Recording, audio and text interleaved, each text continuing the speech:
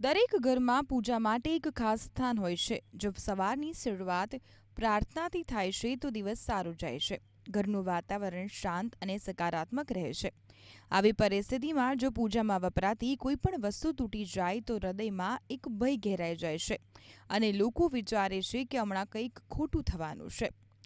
તો પૂજા કરતી વખતે જો દીવો પડી જાય અને ઉલવાઈ જાય તો મનમાં ભય પેદા થાય છે, પરંતુ વાસ્તવમાં તે સૂચવે છે કે પૂજા કરતી વખતે ક્યાંક ભૂલ થઈ છે.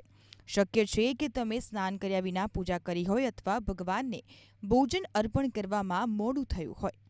જો ભગવાનનો ફોટો પડી જાય અને તૂટી જાય તો મન બેચેન થઈ જાય છે.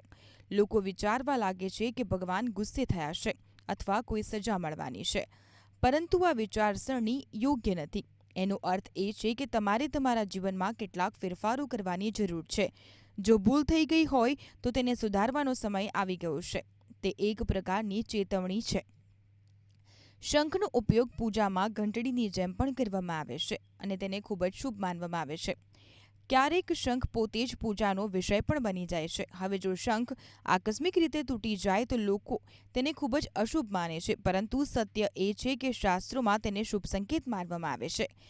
એવું માનવામાં આવે છે કે શંખ તૂટવાથી ઘરમાં કોઈ મોટી મુશ્કેલી ટળી જાય છે.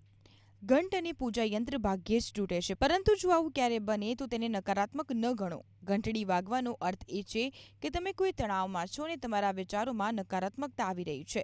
બીજી બાજુ જો કોઈ પૂજા યંત્ર તૂટી જાય છે તો સમજી લો કે જે ઈચ્છા માટે તમે તેને રાખ્યું હતું તે યોગ્ય નહોતી અથવા તેનો સમય હવે નથી.